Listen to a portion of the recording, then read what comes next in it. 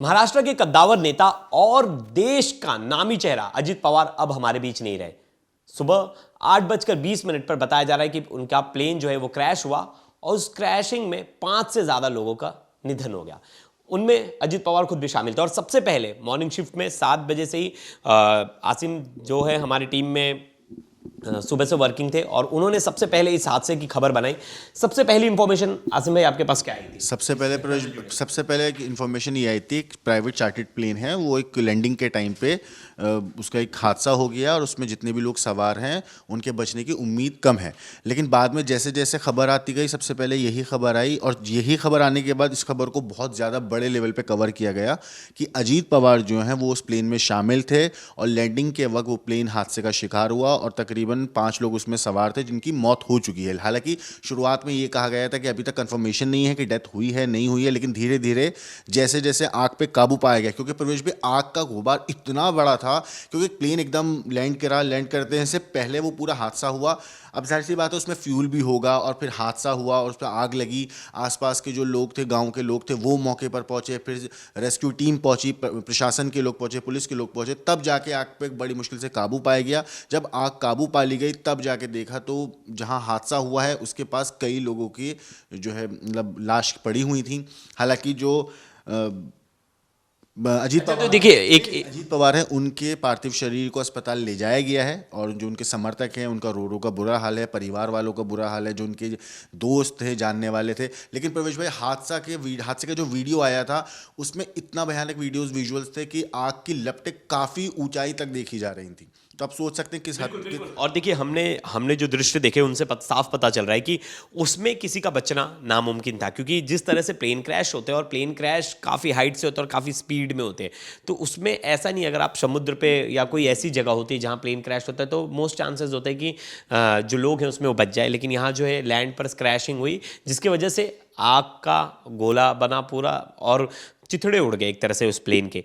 ये भी बताया जा रहा है कि अजित पवार बारावती में जो चुनाव होने वाले थे, नगर निगम चुनाव, उसमें वो पार्टिसिपेट करने जा रहे थे, मतलब अपने कैंडिडेट्स को सपोर्ट करने जा रहे थे और उनकी 5 सभाएं थी, उसके लिए वो जा रहे थे और उनके साथ उनके टीम मेंबर थे। उनका एक पीएसओ था, उनका पीए था और उनके 2 जो पर्सनल असिस्टेंट है वो थे साथ में, और पायलट थे और पायलट के साथ एक उनका असिस्टेंट। तो सोचिए उसकी जो उस प्राइवेट प्लेन की कैपेसिटी 8 लोगों की थी, उसमें 5 लोग सवार थे।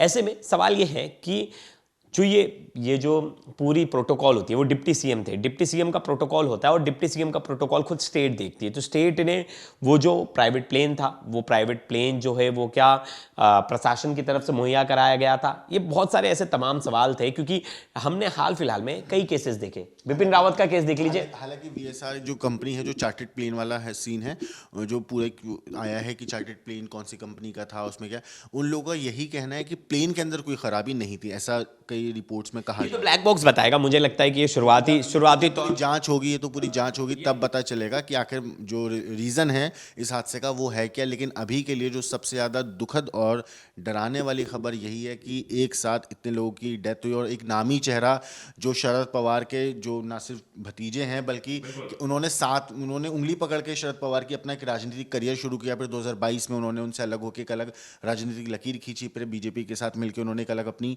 जो है सरकार में पूरा करा। मुझे याद है क्योंकि आसिम भाई, मैंने जब ज्वाइनिंग की थी 2019 में जर्नलिज्म के लिए, और मैंने मुंबई ब्यूरो से ही शुरुआत की थी आज तक के, और तारीख मुझे अभी भी याद है 23 नवंबर 2019, और मेरी मॉर्निंग शिफ्ट थी। मैंने 15 तारीख को ज्वाइनिंग की थी और देखिए उसके कुछ दिनों बाद ही, और सुबह सुबह मॉर्निंग शिफ्ट में था और करीब 7 बजे की मेरी मॉर्निंग शिफ्ट थी और 7:30 बजे खबर आता है कि पूरा जो उठापतल हो गया था और पता चला कि डिप्टी सीएम अजित पवार बन गए और देवेंद्र फडणवीस सीएम बन गए। बकायदा ये दोनों ने साथ में इलेक्शन लड़ा भी नहीं था।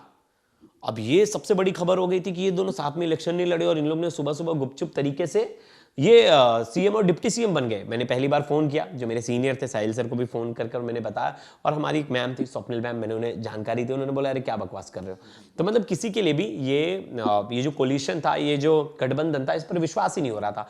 और ये खबर जब आई मीडिया में बहुत ट्रोल हुए अजीत पवार, और ये सिर्फ 80 घंटे ये गठबंधन सिर्फ 80 घंटे रहा। 80 घंटे बाद जो है अजित पवार के खेमे से कोई भी जो उनके समर्थक थे वो सपोर्ट करने नहीं आए, यहां तक बात थी।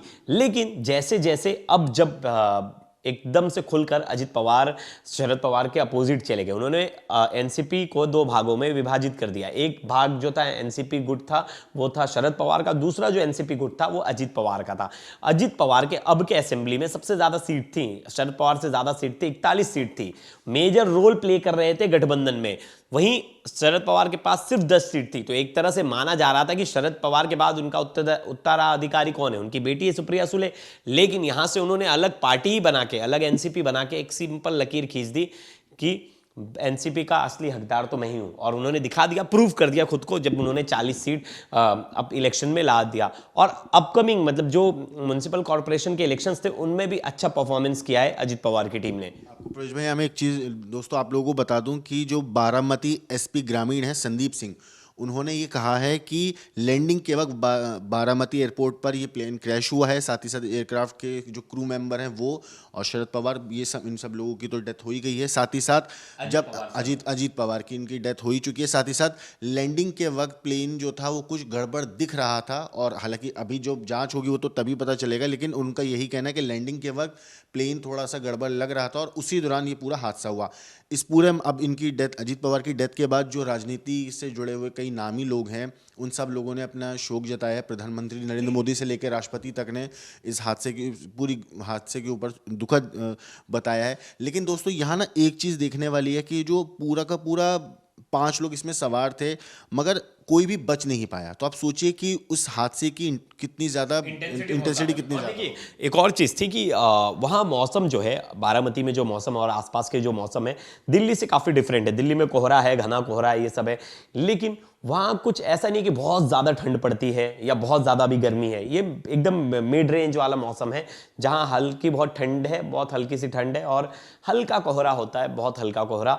ऐसे में ये भी नहीं कह सकते कि वेदर में कुछ इस तरह की खराबी थी और कि जिसकी वजह से बहुत ये हादसा हो गया या पायलट को दिखा नहीं, क्योंकि ऐसे बड़े कम चांसेस होते उस एरिया में कि वहाँ वेदर का बहुत ज़्यादा हम देख सके कि वेदर बहुत ज़्यादा खराब हो या इस तरह की स्थिति हो। दोस्तों यहाँ मैं आपको एक जानकारी और दे दूं कि ये हादसा आज सुबह लगभग 7:45 बजे हुआ है और ये क्रैश पुणे ज़िले के बारामती एयरपोर्ट पर लैंडिंग की कोशिश के दौरान हुआ। साथ ही साथ ये फ्लाइट एक प्राइवेट लियरजेट 45 रजिस्ट्रेशन VTSSK थी जिसे VSR ऑपरेट कर रहा था और ये मुंबई से बारामती जा रही थी। DGCA के मुताबिक विमान दूसरी बार लैंडिंग की कोशिश के दौरान रनवे से भटक गया, उसमें आग लग गई और वो पूरी तरह से जलकर ख़त्म हो गया।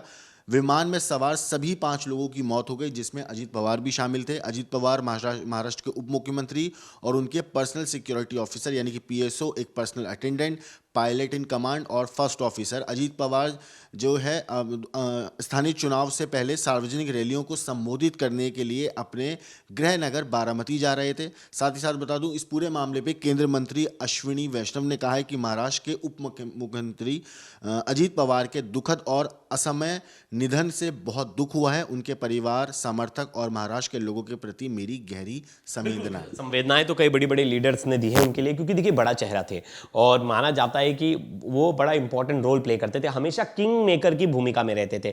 सरकार किसी भी हो उनका रोल बड़ा इंपॉर्टेंट होता था और इसी तरह से जब से आप इनका प्रोफाइल देख लीजिए, इनके ऊपर कई आरोप भी लगे जिसके बाद ये बीजेपी के साथ हाथ मिलाते हैं, फिर इनके ऊपर वो आरोप जो है वो उसको क्लीन चिट दे दिया जाता है और कंट्रोवर्सी में भी रहे, शुगर मिल कह लीजिए और बाकी।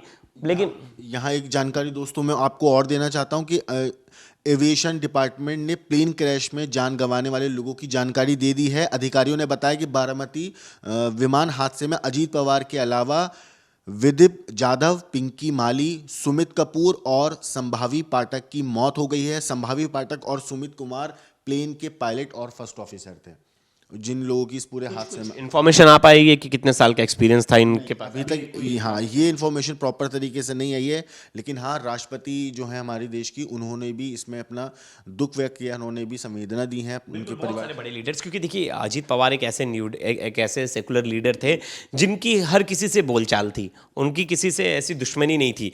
वो जो भी CM बने उनसे उनकी अच्छी दोस्ती थी। मैंने देखा उनके जो पुराने मित्र हैं अनिल देशमुख जो एक्स होम मिनिस्टर रह चुके, वो फूट कर रो रहे थे कैमरे के सामने सामने, और बहुत सारे जो लीडर्स हैं जो महाराष्ट्र से ताल्लुक़ रखते हैं वो बहुत ज़्यादा रो रहे थे। और एक किस्सा बताता हूँ। बताया जाता है कि जब ये डिप्टी सीएम जब दूसरी बार गए, एक गांव में एक महिला ने इनसे जाते हुए भीड़ में इनसे रिक्वेस्ट कर ली थी कि हमारे साथ ये हो रहा है। इन्होंने फ़ोन पर उस ऑफिसर को डांट दिया था कि इस महिला का इतना चक्कर लगा रही, तुम इसे क्यों नहीं। कहा जाता था कि ये किसानों के नेता हैं और विदर्भ और बाकी जगहों पर जो गन्ना किसान और बाकी जो लोग हैं उनके ये फ्रंट लीडर है, मतलब सामने से आकर उनके लिए बात रखते थे, लड़ते थे। आपने जो अभी ये किस्सा सुनाया, इसी से रिलेटेड मैं आपको दोस्तों बताऊं, जो प्रधानमंत्री नरेंद्र मोदी हैं उन्होंने अजीत पवार जी के डेथ के ऊपर उन्होंने जो पोस्ट लिखा है एक्स पर, उसमें उन्होंने क्लियरली मेंशन किया है कि Ajit Pawar ji was a leader of the people having a strong grass root level connect.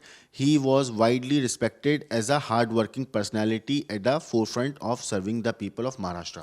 मतलब उन्होंने क्लियरली उन्होंने भी यही बात बोली कि ये एक लीडर ऑफ द लोगों के लीडर थे, आम जनता के लिए काम कर। किस्सा भी बताता हूँ कि जब थाने में इलेक्शन हो रहे थे उस टाइम पे मैं वहीं था, और जब हम कवर कर रहे थे तो एक जो नॉर्मल से जो नगर अध्यक्ष थे उनसे हमने बोला कि क्या अजीत पवार आपसे बात करते? बोलते हाँ, अजीत पवार को मैं तुरंत चाहूँ तो तुरंत फ़ोन लगा सकता हूँ और वो मेरा फ़ोन उठा लेंगे।